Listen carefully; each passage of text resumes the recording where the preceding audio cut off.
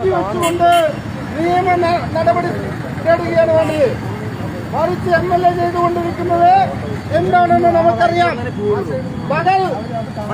പകൽ ഒരു പഞ്ചാരക്കുട്ടതായും രാത്രിയായാൽ ഗോവിന്ദസ്വാമിയുമായി മാറുന്ന ഒരു അന്യന്റെ പ്രതിരൂപമായി രാഹുൽ മാങ്കൂട്ടം അധപ്പതിച്ചിരിക്കുന്നു. നിർബന്ധിതമായി ഗർഭചിത്രം നടത്താൻ സ്ത്രീകളെ നിർബന്ധിക്കുന്ന ഒരു ക്രിമിനൽ ഗർഭചിത്രം നടത്തിയില്ലെങ്കിൽ കൊന്നുകളയുമെന്ന രീതിയിലുള്ള വോയിസുകളാണ് പുറത്തു വരുന്നത്. ഈ സാഹചര്യത്തിൽ ഒരു നിമിഷം പോലും പാഴാക്കാതെ രാഹുൽ MLA സ്ഥാനം രാജിവെക്കണം, ഇല്ലെങ്കിൽ രാഹുലിനെ ചവിട്ടി പുറത്താക്കാൻ കോൺഗ്രസ് പാർട്ടി തയ്യാറാകണമെന്ന് അഭ്യർത്ഥിച്ചുകൊണ്ടാണ്, ഇത് ആവശ്യപ്പെട്ടുകൊണ്ടാണ് ഈ പ്രതിഷേധ റാലി പകൽ വ്യത്യാസമില്ലാതെ ഈ പാലക്കാടിന്റെ തെരുവീതികളിൽ ഇനിയും ഉണ്ടാകും.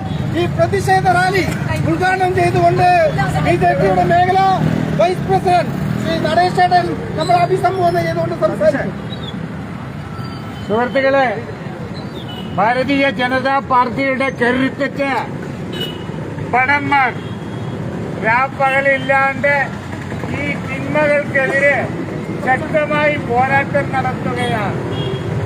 കഴിഞ്ഞ ഏതാനും കൗൺസിലുകൾക്ക് മുമ്പ് നിങ്ങൾക്കറിയാം, നിങ്ങളുടെ മാങ്കൂട്ടത്തിന് തേൻകൂട്ടം പറഞ്ഞ സമയത്ത് എല്ലാവരും ഒറ്റക്കെട്ടായിട്ട് എല്ലാം കൂടി വന്നതറിയാം. അവൻ മാനല്ല തേൽ തന്നെയാണെന്ന് ഇപ്പൊ സ്വന്തമായിട്ട് തെളിയിച്ചിരിക്കുകയാണ്. എന്തായാലും അദ്ദേഹം പറയുന്നു, ഞാൻ പണ്ട് ഒരു ബ്യൂട്ടീഷ്യൻ ഒക്കെ വെച്ചിട്ട് നടക്കാണ്, ഷോപ്പ് വെച്ചിട്ട്. ഇപ്പൊ എന്തായാലും അദ്ദേഹം ആ പണിക്ക് പോവാണ് നല്ലത് എന്ന് എനിക്ക് തോന്നുന്നു.